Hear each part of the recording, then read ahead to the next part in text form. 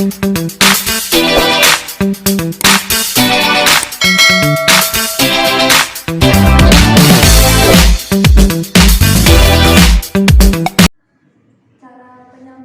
Pak. Cara cara penyampaian maksudnya? Kalau dari saya pribadi, motivator tersebut menyampaikannya itu seakan-akan memang benar ada lawan bicaranya Pak. Jadi kami yang mendengarkan pun merasa memang lagi diajak ngobrol gitu. Jadi sampai ke perasaan itu. Terus yang kalimat dipakai itu nggak bertele-tele, tepat gitu. Apa yang dimaksud yaitu gitu. Cara mengajak lawan bicara ngobrol itu kayak ada pertanyaan gitu Pak. Jadi bagus. Itu yang siapa? Kak siapa tadi juga kan? Kak tahu Kak siapa?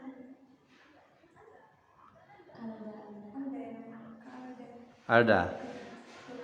Kalau kamu apa? Tanggapan kamu apa? Yang kakak ya Kak Anda tadi juga penyampaiannya kan menggunakan bahasa yang kita mengerti gitu kan Pak. Jadi kita yang nonton juga iya langsung bisa nangkep apa yang dimaksud sama kakak itu. Terus dan dari gestur ada kakak yang ini kayak dianya sangat-sangat kayak bener-bener ngasih, dia tuh ngasih kita emang bener-bener yang ini loh motivasi. Dia memang bener-bener memotivasi kita lewat gerakan dia, lewat tutur kata dia. Jadi kita kayak nengok bagus nih, kayak jadi iya ya kita harus kayak gini gitu. Itu beliau yang satu. Yang kedua, saya lihat beliau yang kedua lagi. Yang kedua juga Udah. Apa? Kalau yang kedua itu karena membandingkan sama yang pertama. Yang kedua itu bagus Pak, cara penyampaiannya juga sebenarnya sama, pakai bahasa sehari-hari mudah dimengerti sama remaja-remaja gitu. Tapi di bagian untuk pemberian motivasinya banyak kalimat-kalimat yang diulang di itu aja, nggak to the point gitu. Sedangkan kan pendengar itu mudah bosan kalau misalnya nggak pakai gestur juga gitu. Kakaknya cuma diam ngasih pendapatnya aja gitu. Kalau dari saya Pak. Kalau kamu belum nonton? Udah apa? Mungkin ada yang kayak kurang, kayak maksudnya kurang kayak nengoknya kayak nggak, karena nggak ada backsoundnya itu kan Pak, jadi kayak hening gitu kan. Jadi cuma ada suara kakak itu, jadi kayaknya kayak ngerasa ngantuk gitu kan Pak. Mungkin kayak bisa ditambahin backsound yang agak sedikit yang nggak buat ngantuk gitu. Baik, ini pertemuan kita yang kedua kalinya, yang pertemuan ke-6 ya. Kita bahas masalah motivator.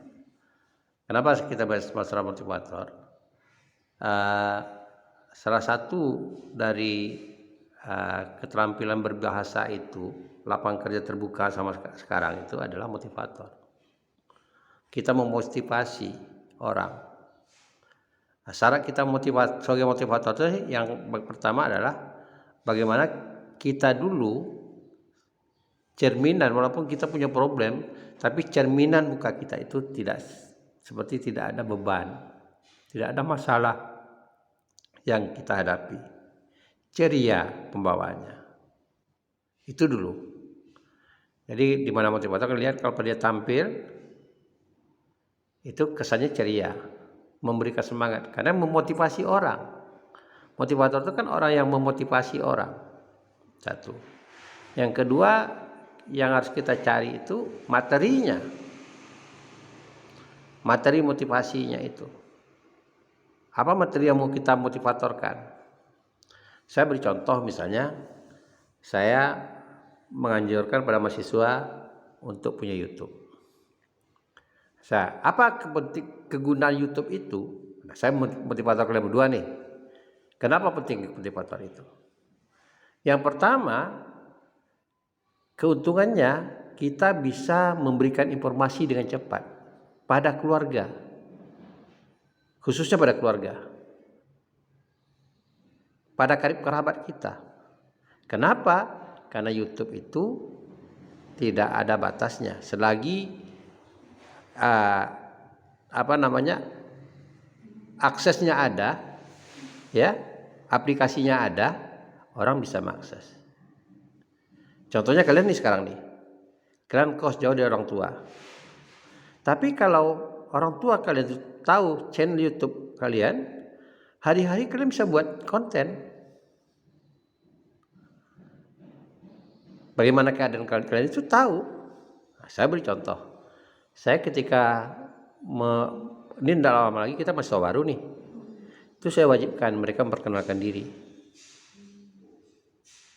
bagaimana kondisi keluarganya, apalagi yang PA-nya saya yang jauh, dia memperkenalkan diri supaya apa?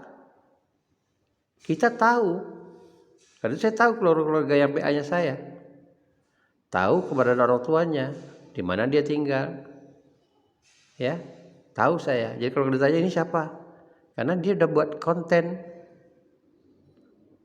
Yang di Pekanbaru udah wawancara dengan saya, kalau yang jauh dia buat konten.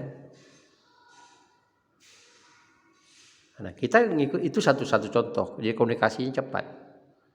Saya mengerjakan proyek bangunan kakak saya tidak perlu melaporkan, cukup saya buat konten, bahan masuk, tukang kerja. Jadi dia tahu, dia ngikuti aja konten saya gitu. Kita kuliah sekarang semester pendek nih di rumah saya, akhirnya saya buat konten nanti. Semua teman-teman kamu tahu, teman kalian tahu, semua dosen tahu. Kalau dia ngikuti, tidak perlu saya katakan, oh saya ngajar kok, tidak perlu. Itu keuntungan. Itu tadi saya katakan motivasi saya menyuruh mahasiswa. Satu. Yang kedua, kalau kita bisa sebarluaskan konten itu, semakin banyak orang menonton, semakin banyak follower kita, semakin banyak kemungkinan kita bisa memanfaatkan hal itu untuk hal yang lain. Misalnya bisnis, kita mengenalkan produk, kita jadi reseller misalnya. Tidak perlu kita sewa toko. Toko kita itu ya YouTube itu. Karena itu sekarang ada Tokopedia di YouTube, ada Shopee di YouTube, ya. Jauh lebih dahsyat. Dia hanya membuat konten di rumah, seluruh Indonesia bahkan luar negeri juga nonton dan bisa beli barangnya. Toko Mama Gigi misalnya, produk apa yang dilihatnya? Dia follower yang terbesar di seluruh Asia. Sempat saja yang membeli itu dari 27.000 misalnya followernya, 1.000 aja yang beli, nggak teladeni. Nah, dampak dari itu follower dia dari YouTube-nya dia dapat duit. Karena itu jangan heran mereka bisa banting harga. Rice cooker bisa jual 30.000, logikanya kan nggak mungkin. Tapi mereka bukan dari situnya, dari dampak YouTube-nya. Oke lah dia bola. Nah ini saya beri contoh dulu di Kompas waktu ketika zaman media Kompas, koran cetak sebelum ada media sosial, YouTube, Snack, TikTok. Kompas itu kata Yakob Utama dulunya karena dari iklannya kan iklan baris itu ya, iklan di YouTube. Digratiskan 3 hari masih untung Kompas. Seluruh Indonesia itu dicetak, digratiskan 3 hari, itu dia masih untung dari iklannya. Nah, begitu berdasarnya kalau kita tahu media sosial itu. Nah apalagi konten kalian nanti kalian udah buat, atau banyak followernya, nimbrung lah. Kalau sudah subscribe kalian itu udah 1.000 lebih, YouTube udah mulai dilihat jam tayangnya. Nah, kalau jam tayangnya udah 1.400, 1.500, kalian udah dapat duit. Gampang kok. Nah, tentu perlu strategi, itu tadi keuntungan salah satu. Jadi itu contoh saya katakan bagaimana saya memotivasi itu. Apakah kalian tidak terpikir? Sebagai seorang guru nih, ya selalu dikeluhkan oleh guru itu jam tatap muka tidak cukup. Karena begitu padatnya kurikulum. Guru-guru tidak tahu, dia bisa menggunakan media sosial kok. Kalau dulu zamannya LKS dijual itu LKS-nya sekian ribu, iya kan? Zaman kalian kuliah, sekolah dulu SMP itu wajib itu beli. Nah, malah itu titipan dari percetakan. Coba guru sekarang materi dia hari ini dia muat di YouTube. Seperti kita sekarang nih, kuliah kita ini kita record, kita rekam, kita tebarkan itu. Bukan hanya Anda, tapi orang lain juga bisa ngikuti. Dan itu tersimpan dengan rapi. Selagi kita tidak menghapus channelnya ke YouTube kita, itu tetap ada. Kalau kita aktif, tetap ada. Ya, kalau kita konsentrasi itu, artinya kita kembangkan seperti kalian nanti buat video saya misalnya. Ini mohon maaf nih, saya bukan bercanda. Oh, ada wajah kalian baca puisi atau mendongeng, lalu kalian share ke teman-teman. Semakin banyak kalian share, orang semakin banyak nonton, untungnya pada saya. Kalian popularitas dapat, saya kebetulan YouTube saya udah 1000 lebih, 3 jam tayang, otomatis. Jadi kalau lihat nanti orang-orang bagi-bagi uang, untungnya mereka tuh memancing follower itu. Walaupun kita tahu ada banyak penipuan ya. Di media sosial itu ada, hati-hati aja gitu. Banyak penipuan di TikTok, di Snack. Itu coba diikuti gitu. Saya ada beberapa yang saya ikuti, saya coba gitu, ingin tahu. Rupanya mereka ingin suruh kita masuk togel. Togel itu nebak-nebak nomor judi gitu. Atau kita disuruhnya memasarkan sebagai mempublikasikan ke orang-orang. Setelah saya tanya, mereka banyak-banyak jawab, gimana caranya ngitung 20% kenaikan jual beli orang? Nggak bisa dijawab. Itu hati-hati, cuma itu aja tadi, hati-hati. Jadi itu tadi kita memberikan motivasi tadi. Nyatanya saya selaku dosen, pada mulanya saya menggunakan Facebook, kemudian dari tahun 2017 itu saya menggunakan YouTube, dan kalian tahu sendiri kan, yang kuliah dengan saya itu wajibnya YouTube kan. Nah, sudah ada mahasiswa yang benar-benar meresapi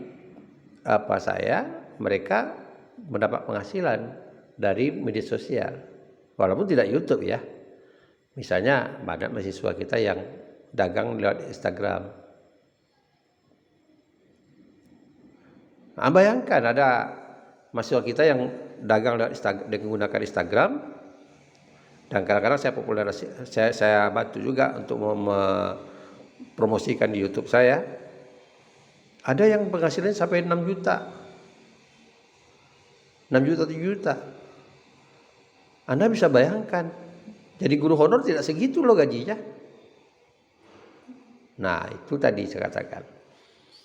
Nah, karena itu banyak kalau kita lihat di media sosial itu, Deddy Corbuzier juga mengatakan, Raffi Ahmad juga mengatakan, dan pada youtuber-youtuber lain, bahwa termasuk tuh Sandiaga Uno, Menteri Pariwisata dan Rekreasi, juga mengatakan begitu. Lapangan kerja terbuka itu jadi content creator. Content creator itu apa? Tadi kita sebagai motivator, kita masukkan ke dalam YouTube kita, jadilah konten dia. Caranya tadi, boleh kita yang langsung memerankan, boleh orang lain.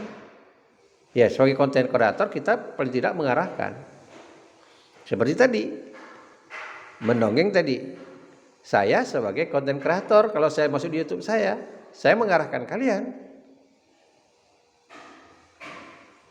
Nah, akhirnya apa? Ada produk.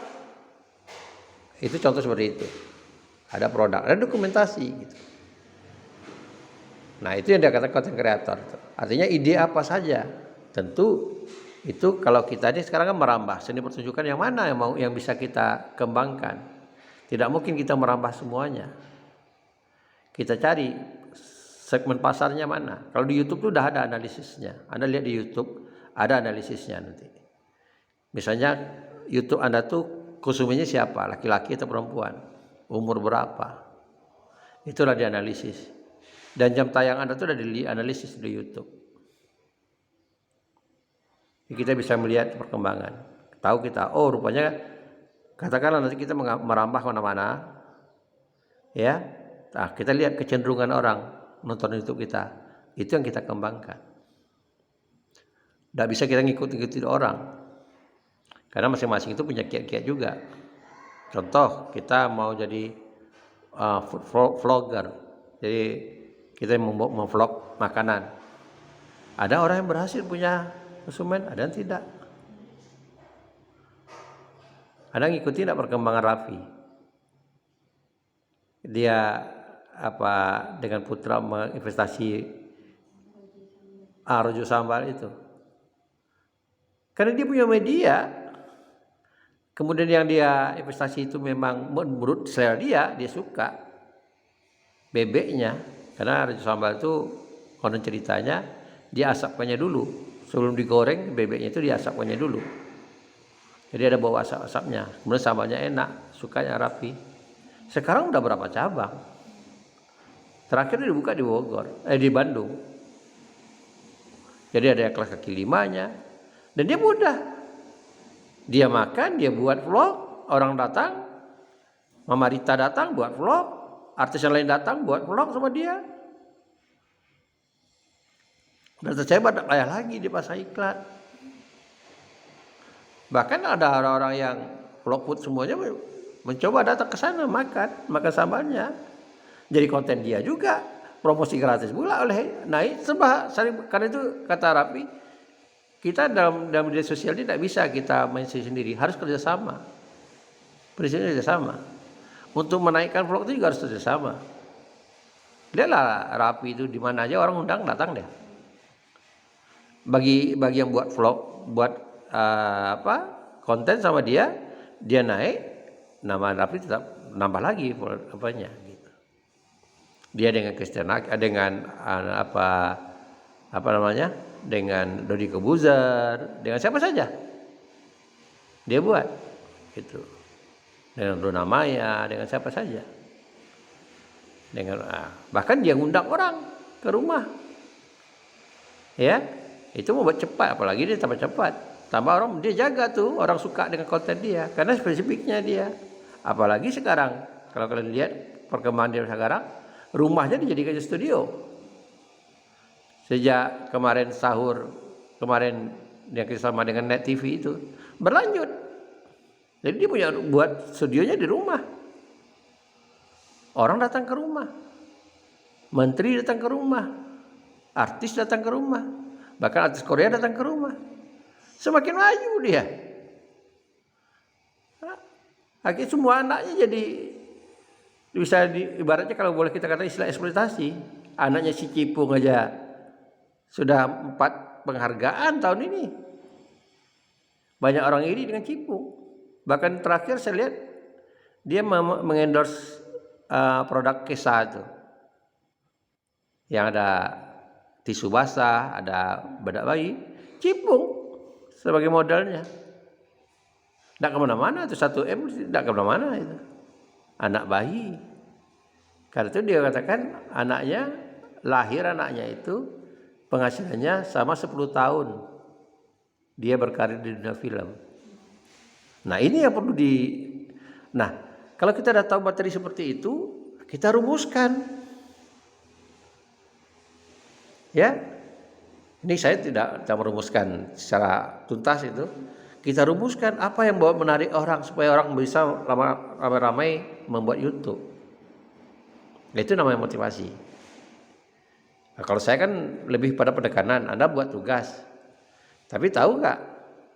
Sebetulnya itu salah satu strategi saya mengajar. Kalau dulu kita kenal kan dari SMA kalian SD lagi tugas dikasihkan ke guru. Teman lain tahu nggak kerja tugas kalian? Nggak tahu. Kan nggak tahu. Ini kalau tugasnya Anda buat, contohnya kemarin baca puisi, hari ini mendongeng, siapa yang bisa melihat? Banyak orang tua juga melihat. Bisa jadi konten saya mengajar Anda lebih kalah dengan konten kalian. Kan bisa jadi. Jadi saya kan nggak salah menilai. Artinya saya tahu, teman-teman Anda tahu, kalau dia mengawas ujian semester pendek, kuliah semester pendek, tahu bahwa betul-betul kita ada produknya, ada hasilnya. Orang tua Anda yang Anda bayar 1 juta, 1 orang, tahu, oh ini hasilnya anak saya kuliah. Karena Anda bayar 1 juta, tahu. Dan ketika saya tayangkan kuliah kita ini, kan bukan hanya Anda aja yang kuliah sebetulnya.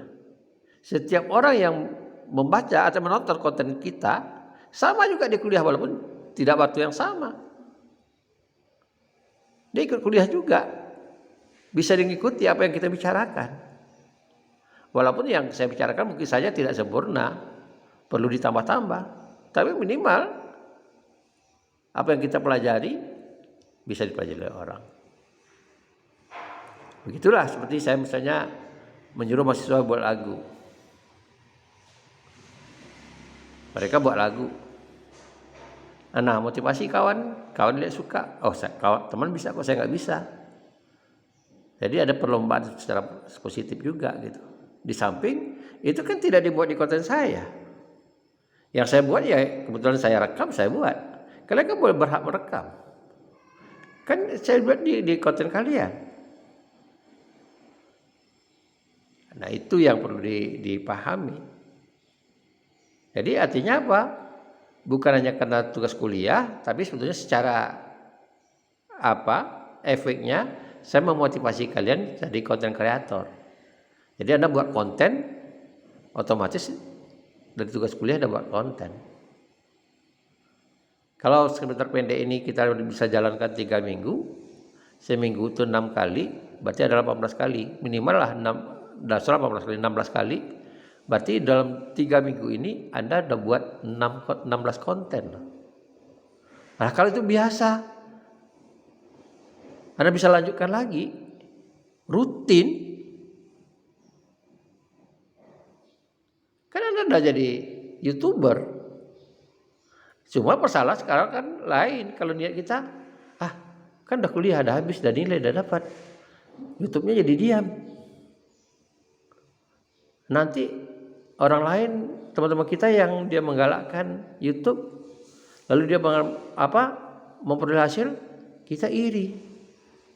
Kita bisa katakan, oh enak ya. Iya kan? Nah, saya beri contoh. Kemarin kita ngajar dramaturgi. Saya beri motivasi itu, kebetulan Ismi tinggal di sini dengan saya. Dari dia di semangat baru, dari 600 tembus subscribe-nya 800. Jadi dia buat konten. Sekarang mungkin mau dekat 900. Dekat lagi. Dan dia punya teman satu SMA, anak Unimed, itu udah dapat penghasilan di YouTube. Jadi dia termotivasi oleh kawannya juga. Dan kebetulan di dramaturgi ada tugas kuliah kan. Kami buat film pendek, tugas mereka itu saya katakan, hebat kalian buat film pendek. Saya mengajarkan aja tidak ada nonton 600 orang. Kecuali di snack ya ada lebih gitu, 1000 lebih. Film pendek mereka satu konten, ibaratnya satu konten durasi 15 sampai 30 menit, mereka bisa 600. Coba kalau mahasiswa 1 minggu, katakan 2 minggu sekali buat film pendek. Kan tercapai cepat, tercapai subscribe-nya, tercapai. Nah, itu yang perlu dipahami. Nah, kembali ke topik kita. Jadi memotivasi itu yang pertama sekali, apa yang mau kita motivasi orang? Ya. Apa yang mau kita lihat? Lalu baru susun materinya. Susun materinya. Materinya jangan ribet. Kita bukan buat artikel. Jadi gampang diingat. Gunakan bahasa yang populis. Bahasa yang populisnya mudah dicerna. Dikatakan populer bahasa itu artikel populer yang dapat dipahami oleh semua tingkatan. Jangan gunakan istilah-istilah yang ribet. Yang orang harus buat kamus. Tidak penting. Jadi kita mau kasih itu poin-poinnya aja. Kenapa? Apa keuntungan itu? Jadi mudah dicerna. Bahasanya itu sederhana, mudah dicerna. Nah, kalau itu naskahnya bisa kita susun. Sekarang coba dibawakan supaya seolah-olah kita tidak membaca, itu naskah itu hanya untuk pedoman saja. Ya, jangan lari supaya urutannya. Kalau kita bisa menyusunnya dengan topik-topik aja, cukup topik-topik aja. cukup topik-topik aja. Ya, kita memotivasi. Karena salah satu bentuk sebagai motivator tadi itu, ya kita bisa jadi sebagai seorang pengiklan. Kan itu sudah iklan, promosi. Bagaimana kita mau mengiklankan sebuah produk kalau kita tidak tahu manfaatnya, tak tahu kita kelebihannya? Ya, nah itu yang kita tahu, kelebihannya apa, keuntungannya apa. Kemudian terjangkau atau tidak oleh orang. Segmen pasarnya mana? Kita tahu dulu. Misalnya nih sekarang, kalian membuat motivator nih, sebagai motivator tuh, ingin memberikan motivasi pada mahasiswa baru, ntar lagi kan masuk mahasiswa baru. Apa motivasi kalian? Apa kiat-kiat jadi mahasiswa? Karena kalian sudah mengalami kuliah di kampus, apa yang perlu diperhatikannya? Nah, tentu kita batasi topiknya, kan banyak sekali nih. Masalah kos, ya kan? Misalnya kita ambil satu topik aja, kiat-kiat mencari kosan yang aman, bersih, murah. Gimana caranya di kampus misalnya? Atau ada kiat-kiat mencari teman di kampus, pergaulan di kampus, kan kiat itu. Atau bagaimana manajemen keuangan, karena banyak rata-rata mereka kan baru-baru merantau nih. Dapat kiriman, buru-buru nghabiskan duit, ya kan? 2 minggu baru kiriman, 2 minggu lagi ngeluh udah ada duit. Nah, bagaimana manajemen keuangan? Banyak bagi yang berladi apa. Dan menurut kita itu sebetulnya tidak penting, tapi sebetulnya bagi orang lain penting. Ya. Contohnya tadi, bagaimana kita manajemen pakaian, contohnya lagi. Memilah-memilih pakaian supaya siklusnya berjalan dengan normal. Hari Senin pakai apa, hari Selasa pakai apa, jadi kalau kita nyuci itu jelas. Misalnya mencucinya cukup jangan tiap hari, 3 hari sekali. Jadi pakaian 3 hari pertama kita cuci. Nanti 3 hari berikutnya mungkin tak kering. Kalau mau kita laundry, kalau kita malas menggosok, mungkin tak siap laundry. Nyucinya kan cukup 1 hari. Katakanlah kering 1 hari. Berarti berikutnya kita bisa. Nah, berarti berapa baju yang diperlukan sebagai mahasiswa supaya mereka tahu. Gitu. Oh, kalau gitu baju cukup misalnya cuma 7 setel atau 8 setel. 7 untuk pakaian kuliah atau 6 hari kuliah, 6 hari untuk pakaian kuliah, yang 3 lagi untuk pakaian bermain. Bermain itu ya ada pakaian tidur, ada pakaian yang santai-santai gitu. Enggak penuh lemari, bukan lihat-lihat itu, cukup. Jadi lemari tidak padat. Kan begitu. Nah, kan sama juga prinsip orang buat baju atau beli baju yang bermerek mahal atau yang murah bagus tapi mudah diganti. Kan ada orang buat beli baju mahal setahun masih sayang menggantinya. Saya ini baju ini kalian mungkin tidak tahu. Ini baju ini awal saya di WR3. Baju seragam Unri. Bukan seragam Unri. Ketika ada musrenbang di Dumai. Berarti 5 tahun yang lalu. Lebihlah 5 tahun yang lalu. 7 tahun yang lalu. Tidak lama, sudah 5 tahun tidak saya pakai lagi jadi baju baru. Nah, gitu kira-kira seperti itu. Jadi itu tadi yang penting dalam apa itu, yang pertama susun materinya, materi yang berguna bagi orang. Ya, tentu kita lihat situasinya. Seperti sekarang ini motivasi jadi mahasiswa baru ini. Ini yang hampir semua apa materi yang Anda ambil untuk mahasiswa baru ini. Lalu disusun, lalu diskusikan mana yang kurang lagi supaya materinya tidak tertinggal. Artinya ketika orang melihat poin-poinnya, oh iya betul ini. Contoh seperti saya katakan tadi, Kiat mencari rumah kos misalnya. Apa-apa yang dilihat. Mungkin masanya ukuran kamarnya, fasilitasnya, kemudian keamanan lingkungannya gitu. Ya jangan nanti kita udah bayar, tahu-tahu oh nggak aman. Kita tahu mencari. Nah, gitu. Mungkin ada kaitan mencari informasi yang terdekat, dekat dengan kampus. Misalnya dengan kampus itu kita bisa berjalan kaki di kampus, misalnya ya, karena kita nggak punya kendaraan. Nah, itu. Jadi disusun dulu, lalu dijadikan tag motivasi. Ada yang mau ditanyakan? Ada? Gak ada? Ya itu salah satu. Nanti mau motivasi apa, mau produk apa, sama halnya langkahnya. Susun dulu materinya. Apa dulu? Kita kenalkan dulu boleh.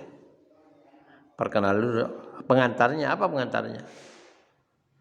Kayak tadi misalnya mahasiswa baru, kita pengantarnya itu tentang mahasiswa baru.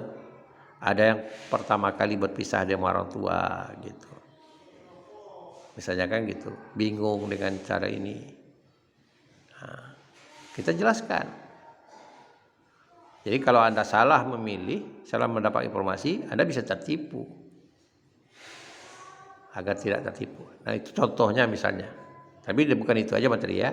Sama juga misalnya kita buat produk nih, skincare. Sekarang lagi trennya skincare gitu. Apa dulu yang mau dilihat skincare itu? Yang pertama izin produknya, BP POM-nya. Kalau tidak Anda mempromosikan skincare yang tidak ada izinnya. Kalau terjadi sesuatu, Anda bisa masuk penjara. Karena ilegal, produk ilegal. Paham? Lalu apa keunggulannya? Kalau orang skincare-nya bisa 4 macam, 5 macam yang harus dipakai. Kalau ini cukup 2 macam misalnya. Nah, itu yang harus disampaikan gitu. Oke? Nah, itu karena ini hari Jumat, kita nanti persiapkan dulu materinya. Ada yang ditanyakan? Ada? Udah. Itu udah saya kirimkan ya. Lihat lagi gitu. Tenang-tenang lihat lagi. Boleh ulang-ulang lihat lagi. Ya, dilihat lagi.